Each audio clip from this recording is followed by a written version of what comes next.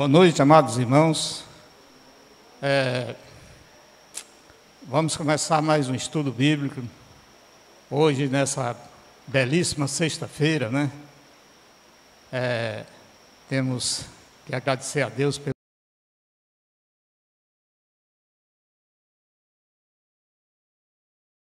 Obrigado por estar aqui e também por aqueles que não puderam chegar. O Senhor tem um propósito em cada situação. Nós não sabemos o porquê de alguns não terem vindo, mas o Senhor sabe. Que o Senhor os abençoe.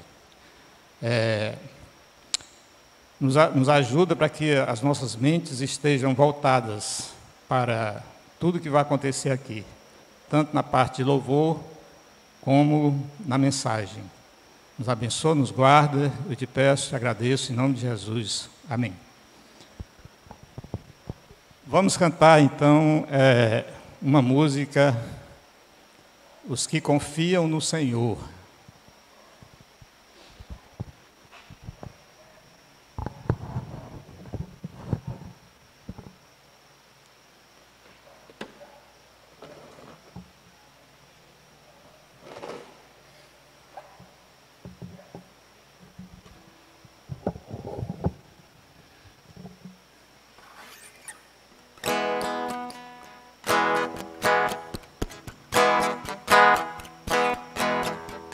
Os que confiam no Senhor são como os montes de Sião, que não se abalam, mas permanecem para sempre. Como em volta de Jerusalém estão os montes, sim, é o Senhor em volta do seu povo, autoridade e poder, o domínio em suas mãos, pois o Senhor é Deus, o Senhor é Rei dos povos. Calem-se diante dele a terra, dobra os joelhos, ergam as mãos, pois o Senhor é Deus, o Senhor é Rei dos povos. Calem-se diante diante dele a terra, os joelhos erguam as mãos, pois o Senhor é Deus, o Senhor é Rei dos povos. Não dá, sem Jesus não dá, não dá, sem Jesus não dá pra continuar, sem Jesus não dá, sem Jesus não dá, os que confiam no Senhor, os montes de Sião, que não se abalam, mas permanecem para sempre. Em volta de Jerusalém estão os montes, assim é o Senhor, em volta do seu povo. Autoridade e poder, domínio em suas mãos, pois o Senhor é Deus, o Senhor é Rei dos povos. Não dá, os joelhos erguam as mãos, pois o Senhor é Deus, o Senhor é Rei dos povos.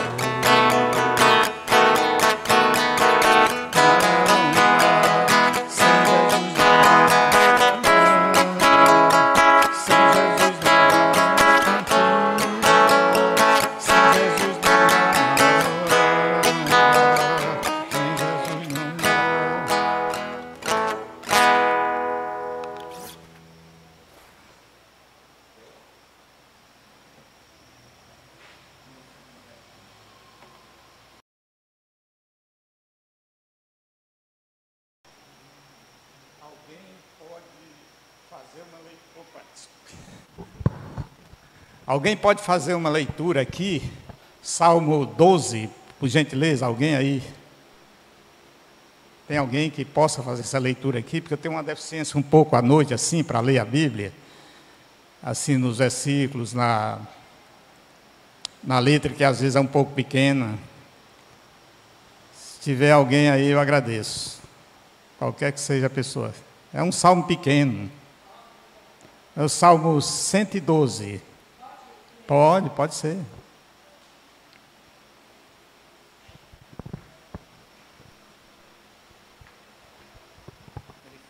Salmo 112.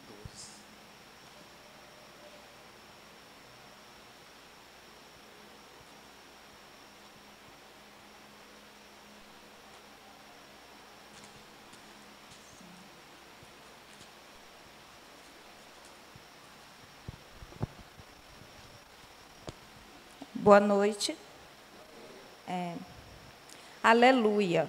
Bem-aventurado o homem que teme ao Senhor e se compraz nos seus mandamentos. A sua descendência será poderosa na terra, será abençoada a geração dos justos. Na sua casa há prosperidade e riqueza, e a sua justiça permanece para sempre. Ao justo nasce luz nas trevas. Ele é benigno, misericordioso e justo. Ditoso o homem que se compadece e empresta, ele defenderá a sua causa em juízo. Não será jamais abalado, será tido em memória eterna. Não se atemoriza de más notícias. O seu coração é firme, confiante no Senhor. O seu coração bem firmado não teme. Até ver cumprido nos seus adversários o seu desejo. Distribui e dá aos pobres, a sua justiça permanece para sempre, e o seu poder se exaltará em glória. O perverso vê isso e se enraivece, range os dentes e se consome. O desejo dos perversos perecerá. Amém. Obrigado, irmã. Vamos cantar mais um cântico. Agora, é bom estarmos aqui louvando a Deus.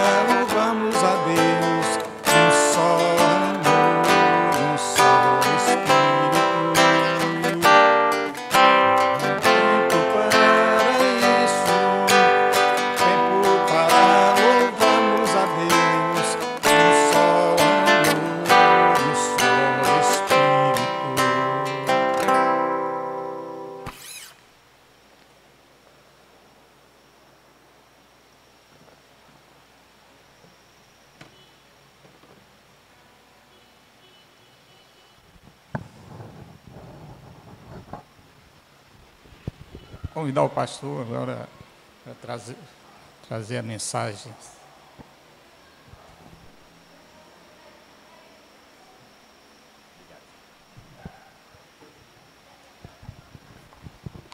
Boa noite, irmãos. Romanos, né? Vamos continuar nosso estudo no livro de Romanos. Vamos entrar hoje no capítulo 9 do nosso estudo.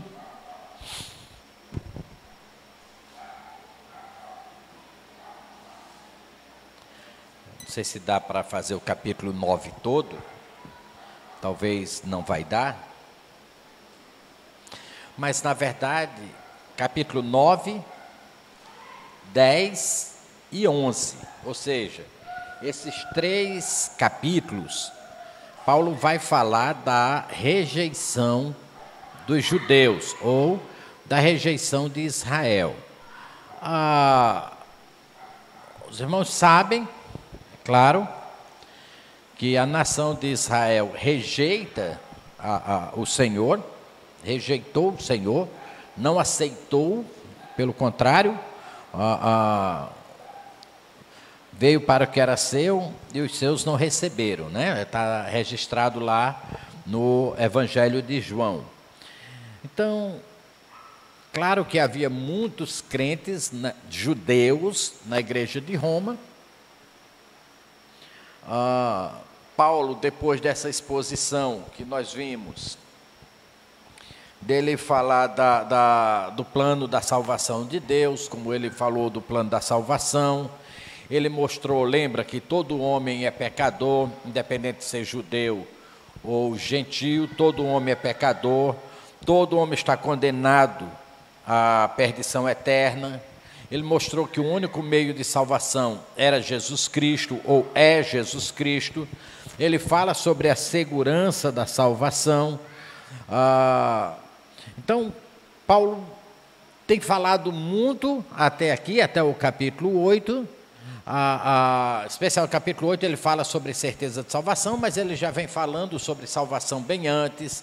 Ele falou que Deus o escolheu, então ele falou sobre a escolha, ele falou que a conversão é obra do Espírito Santo, ele falou também que nenhuma pessoa pode ser salva senão por meio de Jesus Cristo, e não tem distinção entre judeu ou gentil. Então, depois de falar todas essas coisas, como nós vimos até aqui, é natural, ou seria comum, tá certo? Algum crente judeu, ou alguém da igreja, questionar, tá certo? E Paulo fala sobre a rejeição, que os judeus rejeitaram Jesus. Então, é natural, talvez, que alguém venha a questionar, no caso até aqui, sobre qual o motivo dessa rejeição dos judeus, por que o povo de Deus, sendo o povo da promessa, por que há essa ideia de Israel não ser mais o povo de Deus, e por que essa rejeição? Paulo vai explicar exatamente, vai responder as perguntas nesses 3 capítulos, capítulo 9, capítulo 10 e capítulo 11. Ele vai responder essas perguntas sobre a rejeição de Israel. Ele começa no versículo 1 ao versículo 5, ele vai falar dessa rejeição até o capítulo 29, depois ele vai dando então mais outros detalhes, como eu disse, até o capítulo 11, mas verso 1 ao verso 5 do capítulo 9, Paulo, para falar desse assunto da rejeição dos judeus, ele começa já abrindo o coração dele, mostrando que era um assunto que mexia muito com ele, que deixava ele muito abalado, que deixava ele triste. E olha só como Paulo fala da incredulidade dos judeus. Capítulo 9, verso 1 ao verso 5. Digo a verdade em Cristo, não minto, testemunhando comigo no Espírito Santo a minha própria consciência. Tenho grande tristeza e incessante dor no coração, porque eu mesmo desejaria ser anátema, separado de Cristo, por amor dos meus irmãos, meus compatriotas, segundo a carne. São israelitas, pertence-lhes a adoção e também a glória, as alianças, a legislação, o culto e as promessas. Deles são os patriarcas, e também deles descende o Cristo, segundo a carne, o qual é sobre todos. Deus bendito para todos sempre. Amém. Então, como eu disse, Paulo começa falando da sua própria angústia, tá certo? Pelo seu povo que estava se perdendo. Paulo tem plena consciência de que o homem sem Cristo, ele está condenado. E estando condenado, óbvio, se perde. E Paulo está dizendo que os judeus foram alvos disso. Ou seja, que os judeus estavam se perdendo por rejeitarem Cristo Jesus como Salvador das suas vidas. Lá no começo ele já fala que os judeus acham que são melhor do que os gentios, simplesmente porque receberam as promessas, porque tinham aliança com Deus, porque... Então, todas essas coisas que os judeus se sentiam melhor do que os gentios. Paulo já tinha rebatido sobre isso lá no capítulo 6, capítulo 7, mais ou menos. E agora, ele vai dizer, olha, com muita dor no coração. Muita dor, muita tristeza. Ele disse, o próprio Deus é testemunha, por meio do Espírito Santo que habita em mim, da minha tristeza quando eu falo sobre esse assunto. Então, às vezes, tem assuntos que é difícil a gente tratar. Talvez tem assuntos que não é fácil a gente ter que dizer, mas tem. E Paulo está dizendo aqui, é com muita tristeza que eu estou dizendo. Talvez se Paulo passasse por cima e não tratasse o assunto, fosse menos doloroso. Mas, por outro lado, os judeus nunca iriam descobrir o quê? A verdade. Então, ele tinha que dizer para os judeus. Então, ele expressa, no versículo 1 e 2, essa angústia, essa dor, grande tristeza, incessante dor no coração. Ele disse que sentia por causa desse problema. Agora, é interessante que olha a atitude de Paulo, como ele estava sendo sincero. Não era apenas aquela ideia de palavras. Olha o versículo 3. Eu mesmo desejaria ser anátema, separado de Cristo, por amor dos meus irmãos, meus compatriotas, segundo a carne. Paulo disse que a dor dele de ver os judeus se perdendo, de ver o seu compatriota se perdendo, o israelita, ele disse assim, me dói tanto que se fosse possível, se fosse para ver todos os meus irmãos judeus salvos, eu trocaria. Veja que Paulo não está trocando, Paulo sabe o que é o inferno, Paulo sabe o que é a condenação. Algumas pessoas dizem que a palavra anátema quer dizer condenado ao inferno. Não é. A palavra anátema é condenado. É condenado. Condenado não precisa ser necessariamente ao inferno. No caso aqui, sim, ela significa condenado ao inferno. Porque ele diz assim, eu mesmo desejaria ser anátema, separado de Cristo. Então perceba que ele, ao usar a palavra anátema, nesse contexto, ele está falando de condenação eterna, porque é exatamente o que acontece do homem separado de Cristo, está certo? É condenação eterna. Paulo disse, se pudesse fazer essa troca, eu iria para o inferno, para que os meus irmãos, meus compatriotas israelitas pudessem ir para o céu. Era uma troca, primeiro não pode, porque a salvação ela é o quê? Ela é pessoal e é intransferível. Um pai não pode fazer nada para salvar o seu filho. É intransferível a salvação, ela é pessoal, é sua, tá certo? E não pode ser passada ou transferida para ninguém. É individual, ou seja, cada um precisa receber Jesus como Salvador da sua vida. E às vezes uma família, imagina uma família grande de 10 pessoas na casa, se 9 forem crentes, só se salvam quantos? 9. Mas são 9, só um que não tem Cristo. Independente do fato, a salvação dos 9 não pode influenciar naquela pessoa que não recebeu Cristo. Então a salvação é intransferível, isso aqui não pode. Outra coisa interessante, esse desejo já tinha sido expresso antes por alguém, quem lembra? Alguém já tinha dito isso? Moisés, quando foi interceder pelo povo por causa do pecado, o Senhor disse: eu vou riscá-los do nome, Deus disse: Senhor, não faz isso. E então Moisés intercede pelo povo, Senhor, se possível, então, para deixar eles, eu peço, risque o meu nome do livro da vida. Ou seja, se for possível, eu faço a troca. O Senhor deixa eles e eu então vou para o inferno. Logicamente, também foi uma proposta que Deus não aceitou, exatamente porque é impossível, porque a salvação ela é intransferível. Mas é interessante que Paulo tinha agora o mesmo desejo. Não significa que ele queria fazer. Ele está dizendo: meu amor é tão grande que eu faria isso, mas infelizmente não pode, tá certo?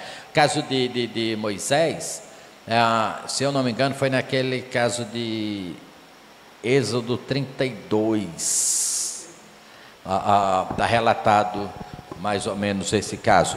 Lá para o final do capítulo de Êxodo 32, você vai encontrar esse episódio de Moisés, tá certo? O apóstolo também fala dos motivos que leva ele a ter esse afeto pelo povo dele, pelos israelitas. Por que, Moisés, você estaria disposto a dar sua salvação para eles e você para o inferno? E ele vai dar algumas razões para isso a partir do versículo, ainda no versículo 3. Primeiro, ele diz que era por amor, que ele amava os seus irmãos. No versículo 4, olha a outra razão: são israelitas. Aí ele começa: pertence-lhes a adoção e também a glória. Ou seja, ele começa a falar de forma bem interessante por causa do afeto com ele. Ele era o povo escolhido de Deus. Ele disse: são os israelitas, pertence-lhes a adoção. Lembra que Deus escolheu a nação de Israel para ser o povo dele. Deus adotou a nação de Israel para ser o seu povo. Então ele fala da escolha de Deus, pertence-lhes a adoção. Ou seja, entre todas as nações na face da terra, Deus escolheu Israel. E Deus disse que Israel era a menina dos seus olhos. E o próprio Deus disse: vocês serão o meu povo e eu vou ser o Deus de vocês. E Deus escolheu então essa coisa fantástica naquela nação. Então Paulo tinha um amor aos judeus por entender que os judeus faziam parte de um projeto especial do plano de Deus. Ele continua e ele ainda diz mais: também a esse povo ou aos israelitas pertence o quê? A glória. Que glória é essa? Essa glória, óbvio que ele está se referindo à glória de Deus. Qual foi a única nação que tinha que conviver, ou podia conviver com a presença de Deus no meio deles? Lembra que a glória de Deus, a Shekinah de Deus, guiou aquele povo durante 40 anos no deserto. Lembra que a glória de Deus encheu o templo quando ele foi construído. A glória de Deus se manifestava no tabernáculo, quando o tabernáculo estava erguido. Então a glória de Deus sempre foi manifestada na nação de Israel. E você vai notar isso, quanto mais você lê a história de Israel, você vê a glória de Deus no meio daquele povo. Então, Paulo está dando os motivos por causa desse amor que ele tem pelos judeus, e ele diz, primeiro são israelitas, ou seja, é uma nação que Deus escolheu, Deus adotou essa nação, eles são a nação da glória de Deus, mas também essa glória de Deus, ela foi manifestada como glória a Israel. Lembra que Israel era uma nação gloriosa, com tantas conquistas, a nação de Israel sempre brilhou com a presença de Deus diante dos inimigos. Israel é um povozinho desse tamanhinho, vence seus inimigos, vence todas as suas batalhas, a grande conquista. Então ela pertence à glória. Então, nesse sentido que nós podemos ver. As alianças, ou seja, no caso aqui, as alianças, ele está se referindo à aliança com, Deus fez a aliança com Abraão, lembra? Deus fez a aliança com Isaac, Deus repetiu a aliança para Isaac, Deus repete a aliança a Jacó, Deus faz aliança a Moisés, especialmente dando o que o próximo item diz aqui, a legislação, ou seja, as leis. Ele diz assim, a única nação que recebeu de Deus a sua própria legislação. Israel era governado pelo próprio Deus. A legislação de Israel foi criada por Deus. As leis, como nós conhecemos as leis de Moisés, como nós costumamos dizer, né, as leis de Moisés, foram dadas por quem? Por Deus, e a quem? A qualquer um? A nação de Israel. Então, Paulo está dizendo, por que eu estaria pronto a dar a minha salvação? Não é a vida eterna, é salvação. Ele está dizendo, eu prefiro ir para o inferno para salvar todos eles. E ele vai dizer, porque eu sei do amor de Deus para essa nação. Aí são o povo da aliança, é o povo da lei. E aí ele diz, é o povo do culto. A nação de Israel era a única nação monoteísta, ou seja, que adorava ao único Deus.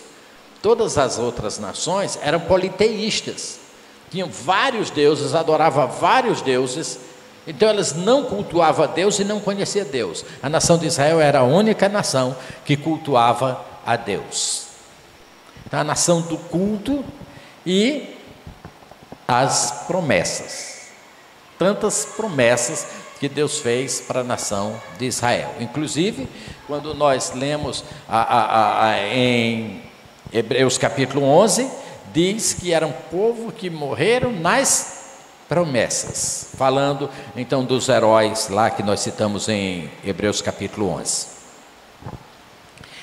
Deles quem? Dos judeus. São os patriarcas.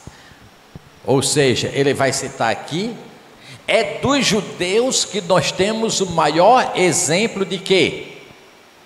Abraão é conhecido como o quê? Pai da fé. Isaac e Jacó. Está entendendo? Então, ele está dizendo, foi dali, foi daquela nação que tem os patriarcas. Esses grandes homens que nos ensinaram, esses grandes homens que obedeceram a Deus, que seguiram a Deus, que se destacaram na história. Então, deles são os patriarcas. E ele diz assim: e é da nação de Israel também que vem quem? O próximo item que ele diz aí: dos judeus vêm os patriarcas, e dos judeus também vem quem? Cristo. Tem outra razão, né? Mais forte do que essa, para amar aquela nação, para amar a Israel. Paulo está dando as dele, e são razões fortes. Paulo não podia dizer isso, mas nós podemos. Por que Paulo não podia dizer isso? Porque não tinha Bíblia completa ainda, tá certo? Não existia Bíblia completa ainda, mas hoje nós temos a Bíblia completa. 66 livros inspirados por Deus, onde praticamente, não vou dizer todos, mas quase 90% dos escritores das Escrituras, inspirados por Deus para escrever a palavra de Deus para nós, eram quem? Judeus. Então nós somos devedores aos judeus, sim, nós devemos isso aos judeus. Paulo está dizendo: eu não tenho razão de sentir uma dor no meu coração, no meu peito, de ficar triste na minha consciência, essa tristeza, essa dor no coração de ver essas pessoas se perdendo. Depois de tudo isso, essas pessoas significam muito, e ainda depois de tanta coisa, você vê essas pessoas se perderem, ou seja, indo para o inferno.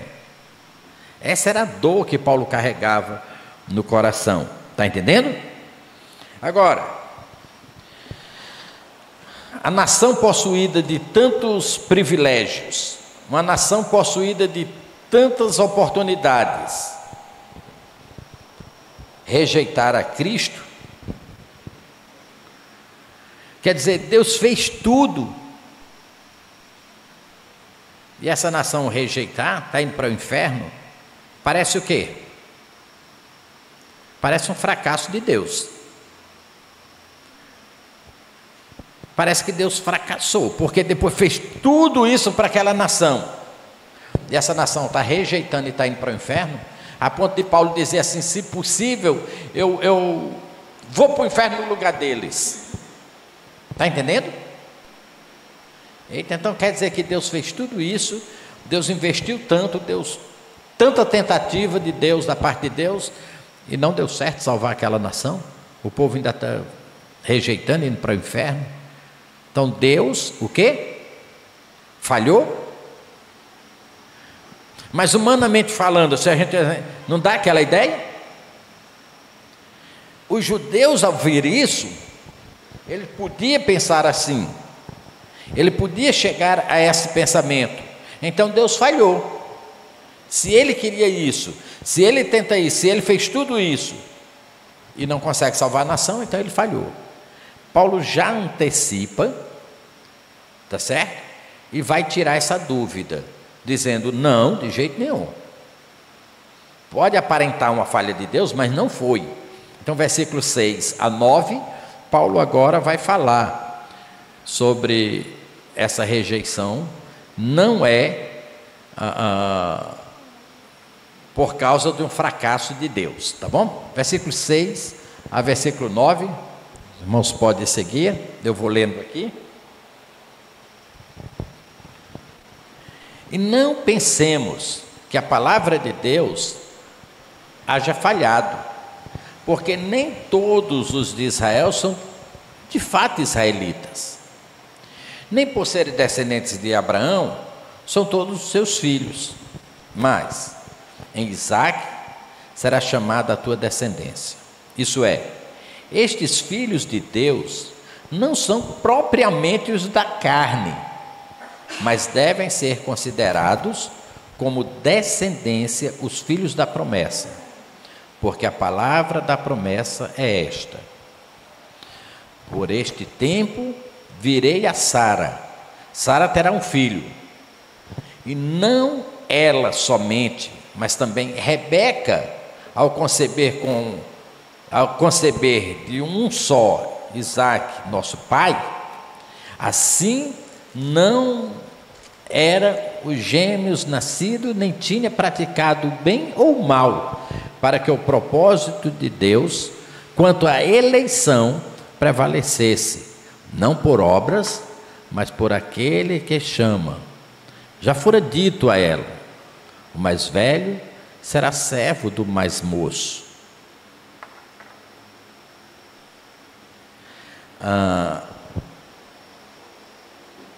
Como está escrito: amei a Jacó, porém me aborreci de Esaú.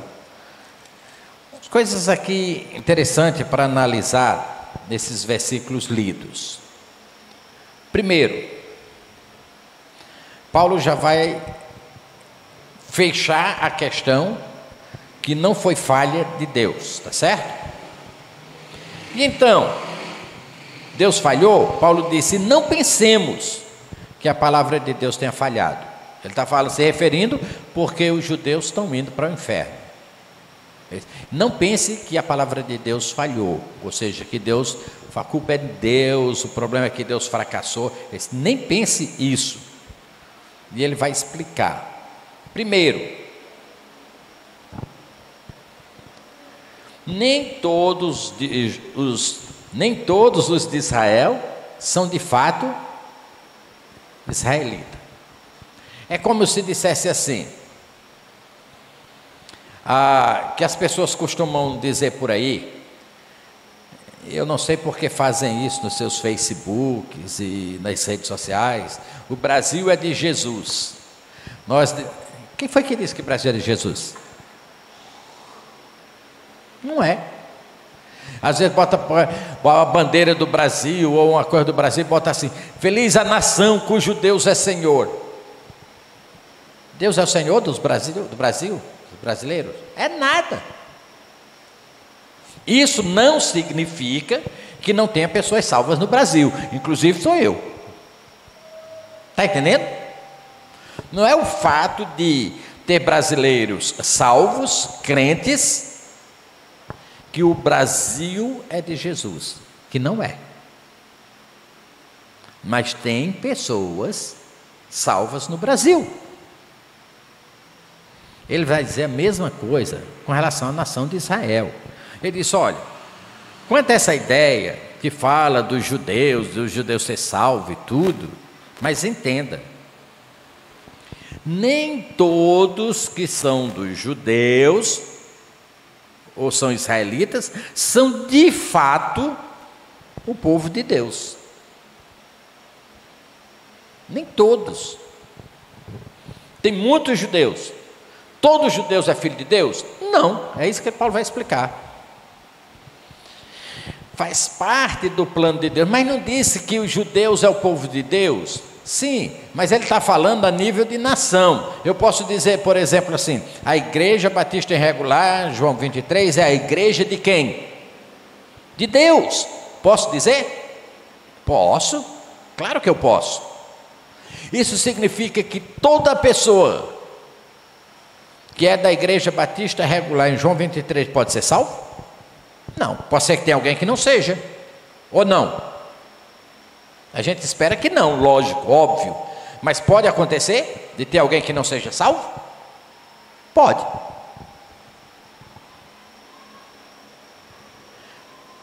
O que Paulo está dizendo é exatamente isso. Não vamos confundir. Quando diz que os judeus é o povo de Deus, e é. Mas não significa que todo judeu é. E ele vai dizer aqui, olha, porque, versículo 6, nem todos de Israel são de fato israelitas. Nem por serem descendentes de Abraão, são todos o quê? Filhos dele. Quando ele fala de filho de Abraão, ele está falando de filhos de Abraão por causa da fé. Então Abraão tem dois tipos de filhos. Tem os filhos por descendência e tem os filhos por fé, ou os filhos da fé, que seguem a fé de Abraão. Está entendendo? Ele está dizendo, nem todos os descendentes de Abraão, ou seja, nem todos os filhos de Abraão, por descendência, são de fato seus filhos.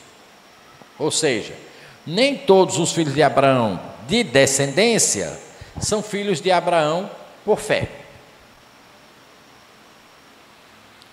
Então, claro que se não é filho em termos de fé, se ele não tem a fé, ele é só filho de Abraão por descendência. Isso não significa então que ele é salvo. Então, por isso que tem os judeus indo para o inferno.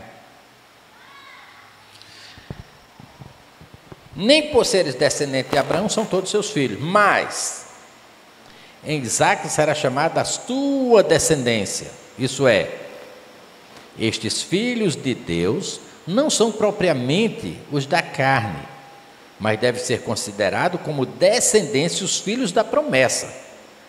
Porque a palavra da promessa é essa. Aí ele vai explicar a promessa. Vamos ser diferente, vamos pensar. Todos os filhos de Abraão são filhos da promessa. Ele disse, não. Tem uns que são filhos só em termos da carne, ou seja, só da descendência. Mas nunca aceitaram a promessa.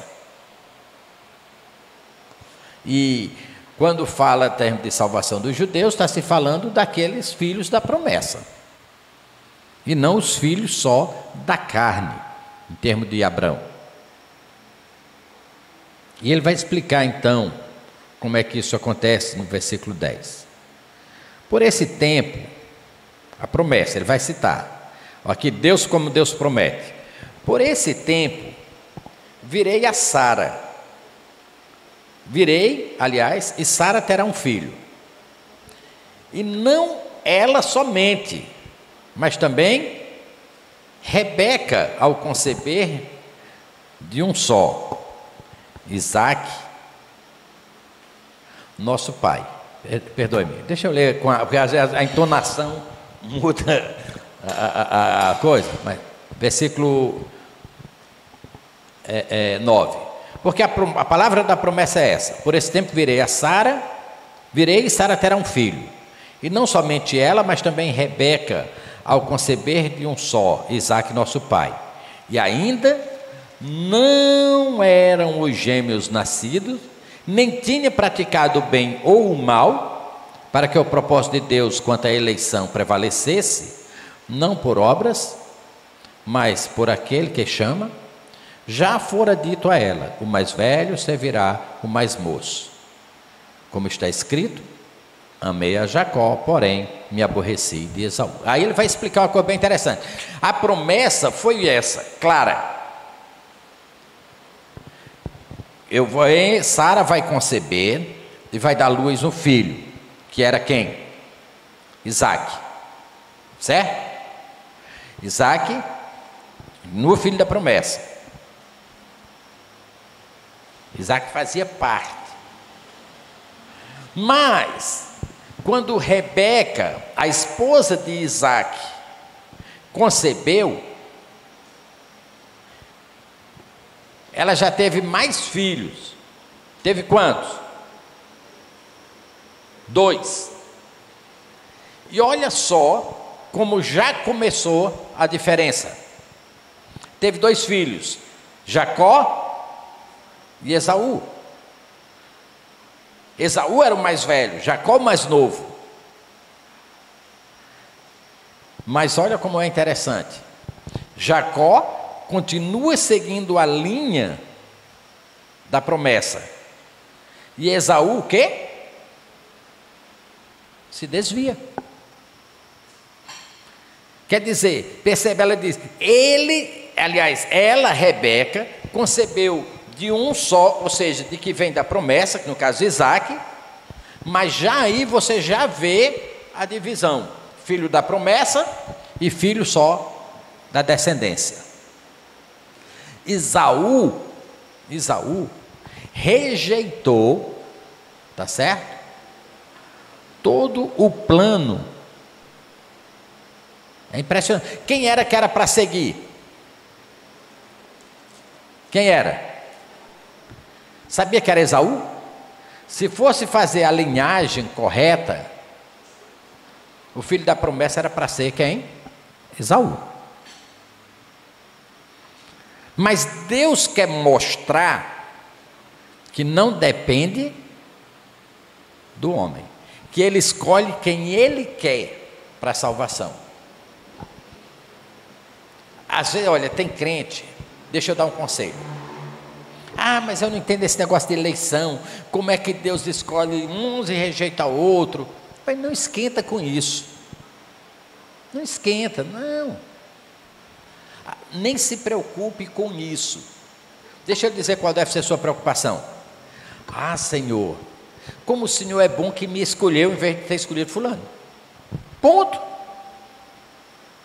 Não é nossa preocupação o fato de Deus não ter escolhido alguém.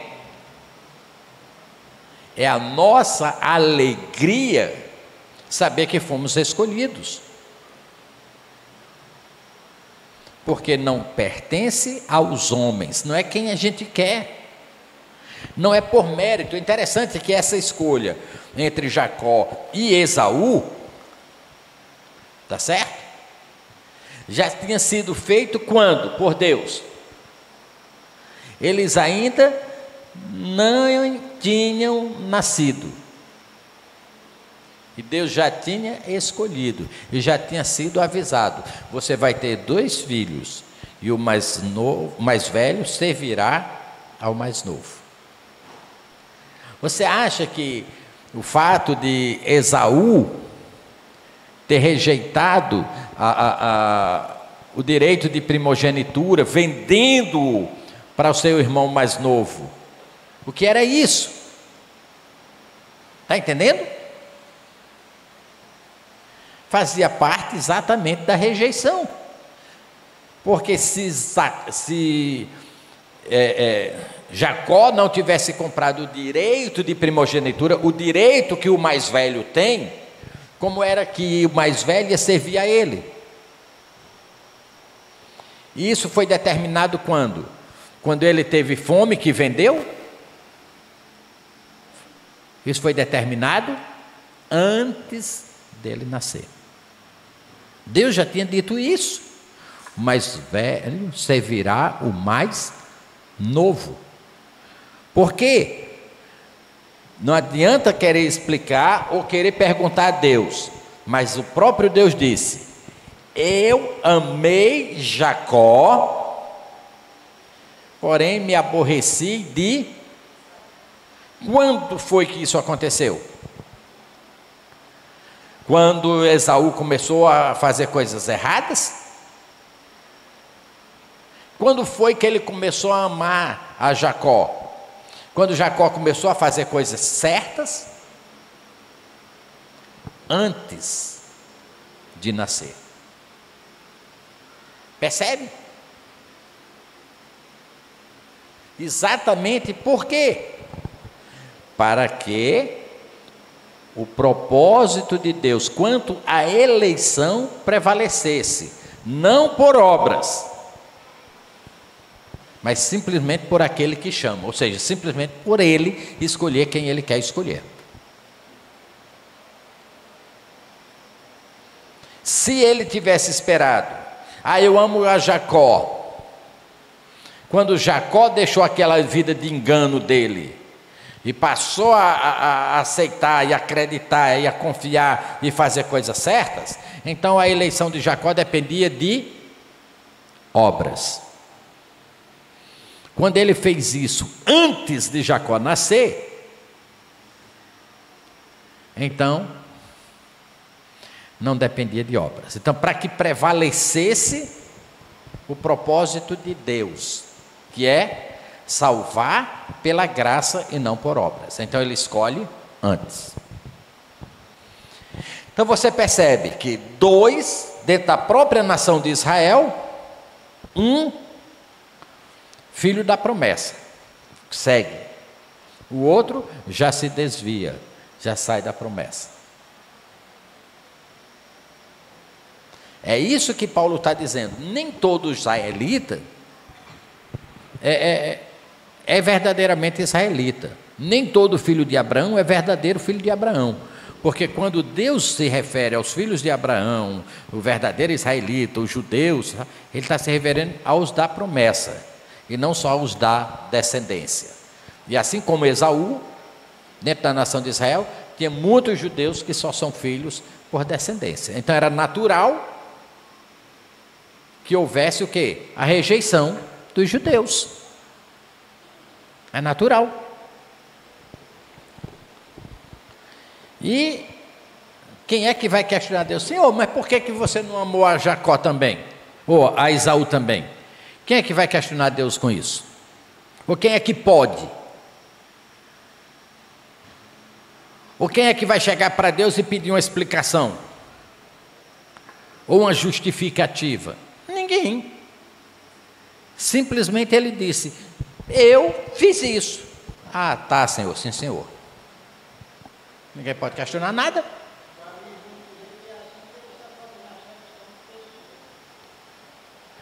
Deus não pode fazer acepção de pessoas.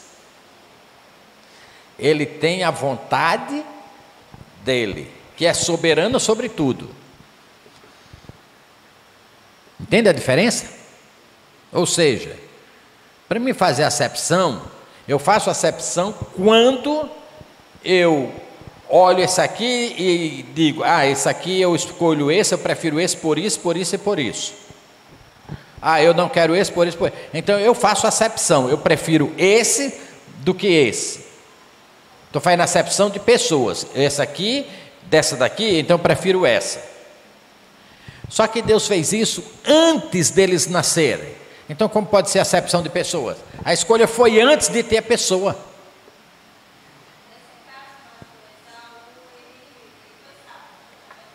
Boa pergunta.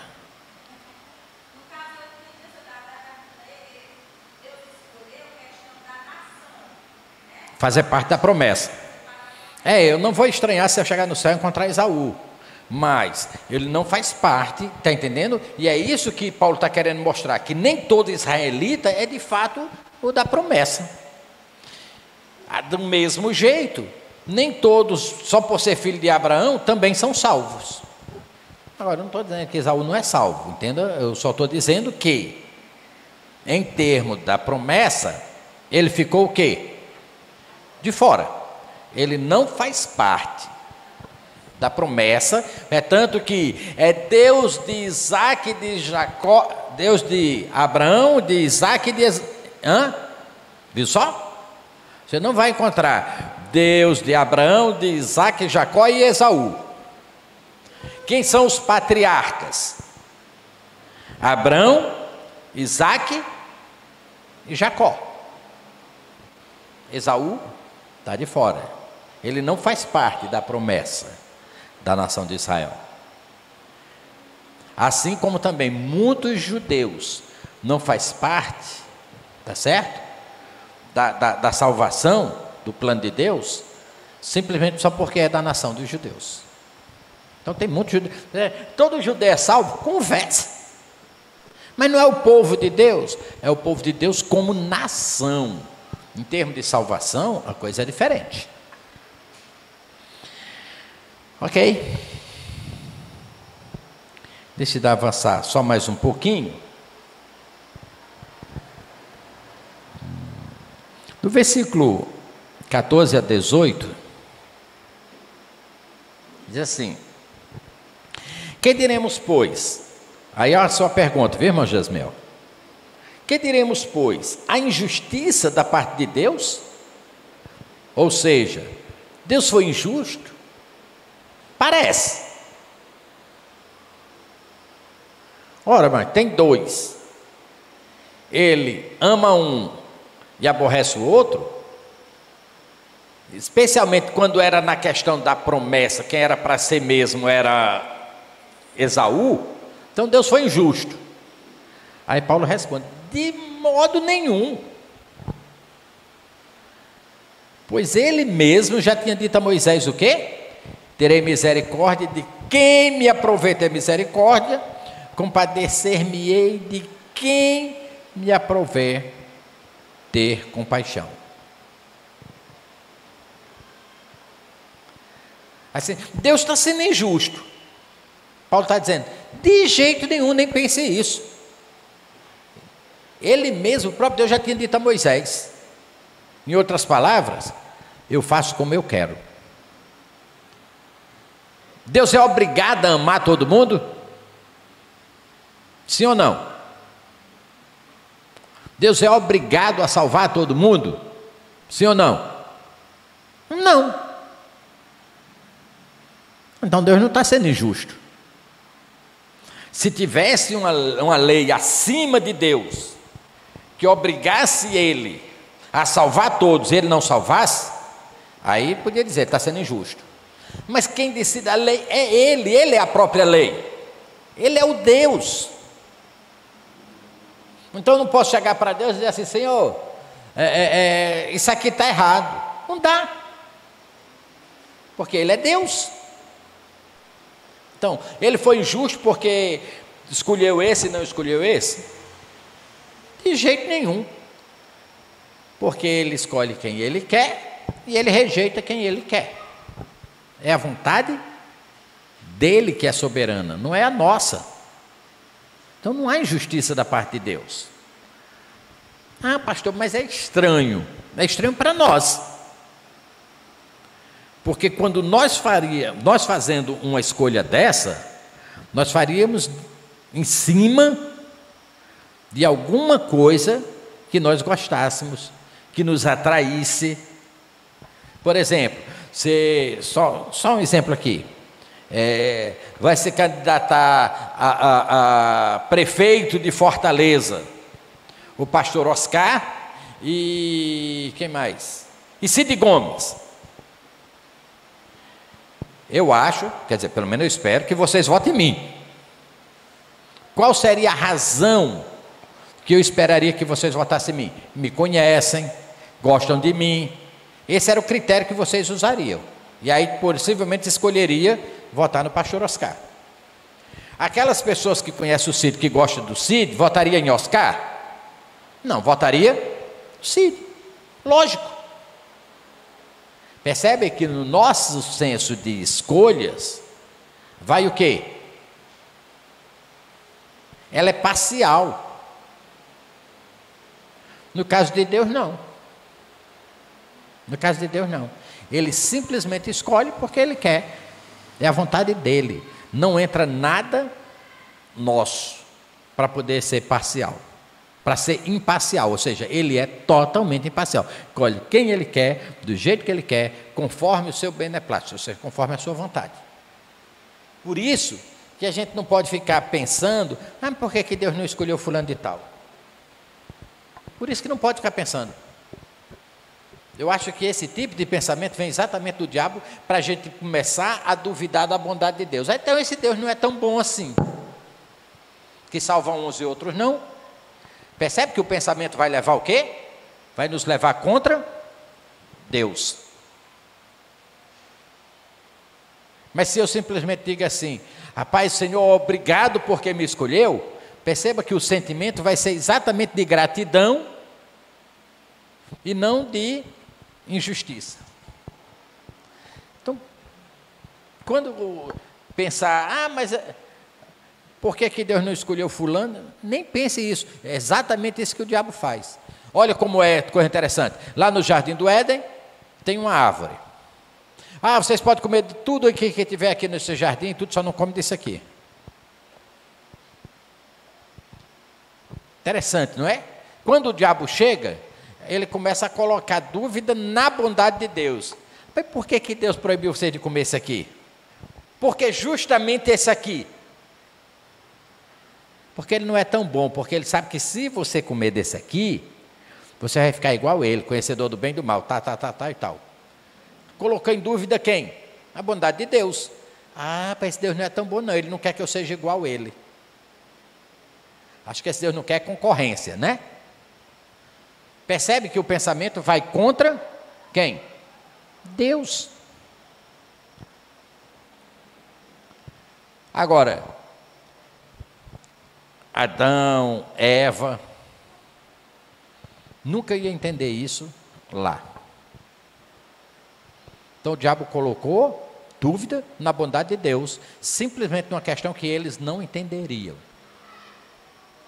Então, questão que eu não entendo, ao invés de eu ficar martelando e achando que há alguma injustiça ou alguma coisa, simplesmente eu vou ver do outro lado. Eu não sei por que Deus não escolheu fulano de tal, nem quer, não cabe. Rapaz, eu estou muito feliz que Ele me escolheu, esse Deus é muito bom. Ponto. Então você nunca vai entrar em dúvida a bondade de Deus. Esses pensamentos, às vezes, é colocado exatamente para irmos contra essa vontade.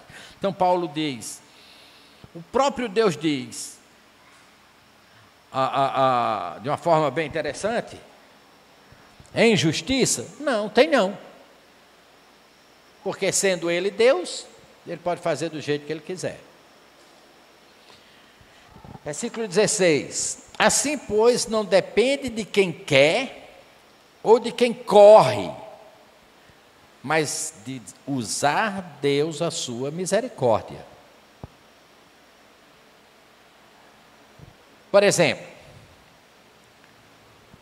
para mim ser salvo,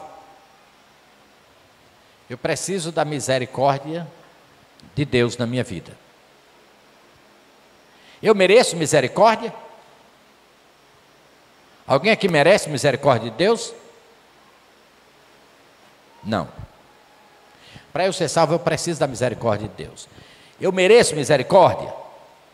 Não. Então, se Deus não tiver misericórdia de mim, Ele está sendo injusto? Não, que eu não mereço. Como é que é injusto?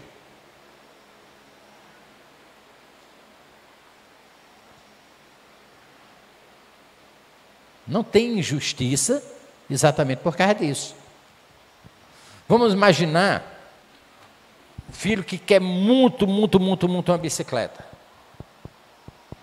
Criança deseja muito a bicicleta e o pai até quer dar a bicicleta a ele. Mas esse menino é muito rebelde, ele é muito ruim, ele faz tudo que não presta, não quer estudar, sabe aquela coisa terrível, a vergonha de qualquer pai? Ele merece uma bicicleta? Não. Se o pai der a bicicleta, é porque o pai quis e usou de misericórdia. Mas se o pai não der, o pai está sendo injusto? Tem muito dinheiro no carro, tem muito dinheiro, o pai é rico, tem muito dinheiro. E se ele não der a bicicleta, ele está sendo injusto? Não, porque o filho não merece.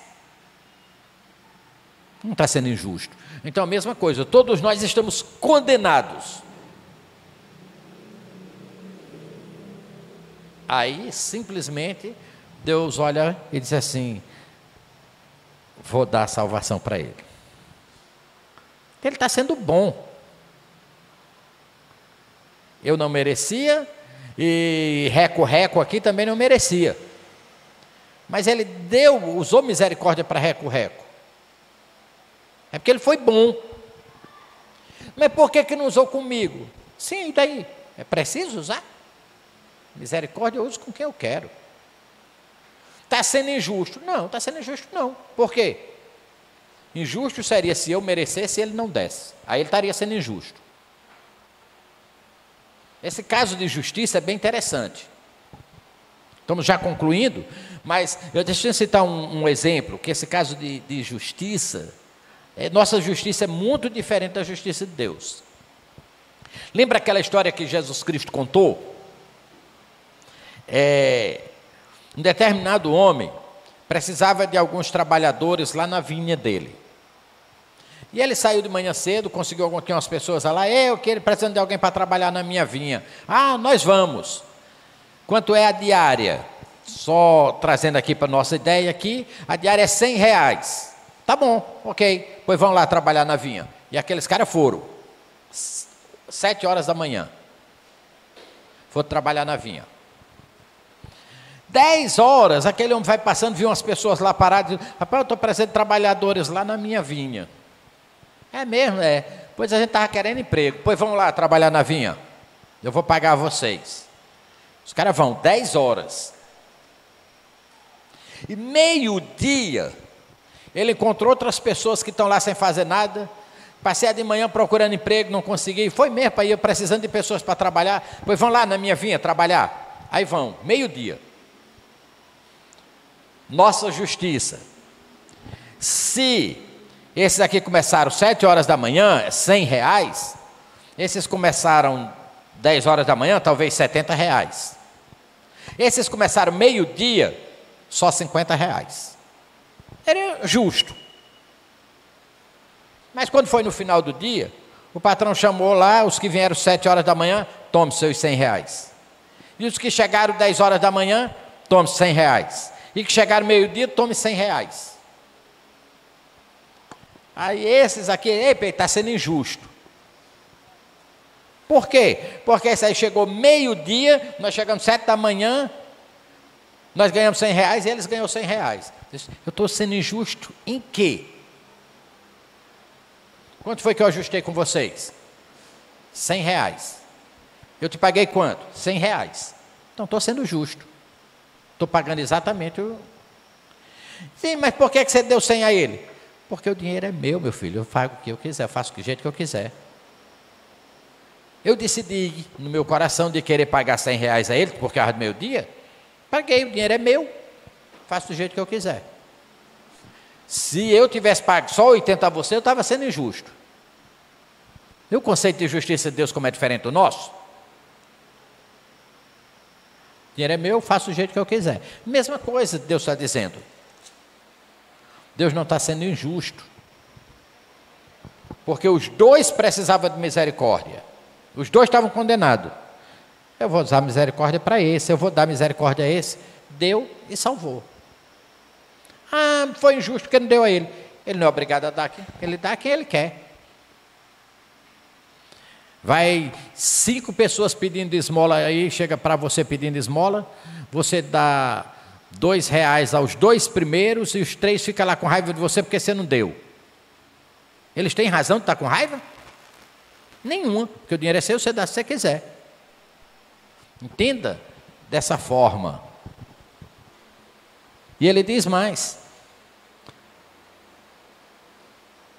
Depende de quem Deus usar de misericórdia. Versículo 17. Porque a Escritura diz a Faraó: para isso mesmo te levantei, para mostrar em ti o meu poder e para que o meu nome seja anunciado por toda a terra. Logo, ele tem misericórdia de quem quer e também endurece a quem lhe apraz. Ora, Faraó dizia assim: tá bom, o povo pode ir. Lembra nas pragas? Aí quem é que endureceu o coração de Faraó? Deus. Aí Deus, pá, endureceu o coração. Aí Faraó, não vai não.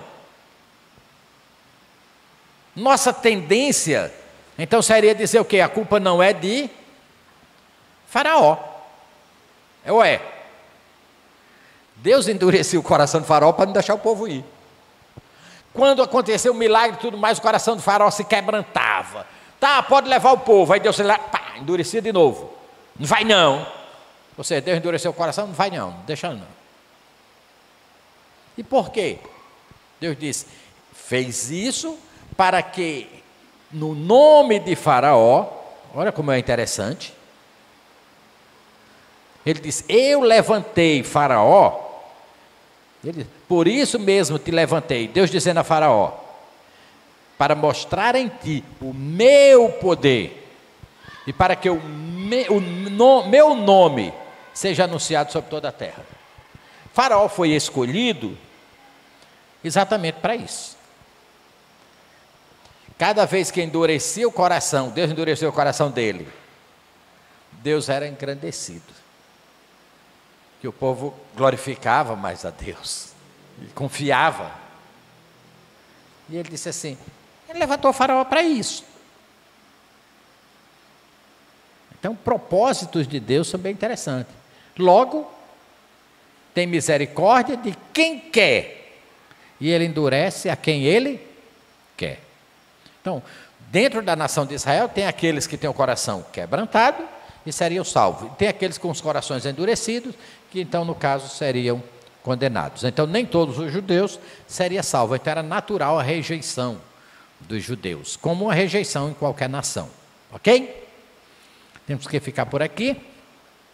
Desculpe, eu passei 5 minutos já, mas eu queria concluir, então, esse pensamento. Agradecemos a cada um.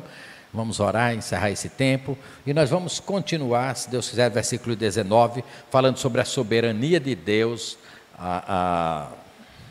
no nosso próximo encontro, se Deus permitir, sexta-feira, tá bom? Lembrar que amanhã haverá mocidade aqui na igreja, às 18h30, ok, obrigado, desculpa. E mesmo domingo, tendo a questão de eleição e tudo, haverá escola dominical normal, até porque dos outros anos também tinha, né? Sempre teve a escola, a gente nunca cancelou, dá para votar, tem o resto do dia todo aí para votar, e até porque essa eleição vai ser um pouco diferente, nem todo mundo vai estar votando, e até 10 horas da manhã, são pessoas acima de 60 anos e tudo, os outros não vão votar mesmo, só vão votar depois disso, ok? Então, haverá a EBD normal. E não se constrange, se você não pode vir, não é problema nenhum, você não vem. Se você vai ter que sair para votar na hora, não tem problema, pode ir. Mas vai ter a escola para aqueles que podem e querem chegar, então manteremos a escola normal, tá bom? E domingo à noite, o culto também seria programação normal. Alguma pergunta? Se não, vamos orar, vamos encerrar aqui. Queria pedir aos irmãos que estejam orando pela irmã Carla, ela não está bem de saúde mais uma vez, está sendo difícil, então continue orando pela saúde da irmã Carla, tá bom? Ok, oremos ao Senhor. Nosso Deus soberano e Pai, queremos agradecer por Jesus Cristo, Senhor, Salvador nosso, e agradecer pelas suas muitas misericórdias usado para conosco, nos dando a salvação, nos escolhendo antes da fundação do mundo, e nos tornando seus filhos, ó Pai. Obrigado pela dádiva maravilhosa e preciosa da salvação, como também nos faça entender as Santas Escrituras e o Teu amor para conosco. Nós Te louvamos e pedimos isso em nome de Jesus Cristo. Amém. Deus abençoe, meus amados. Fiquem na paz do Senhor Jesus.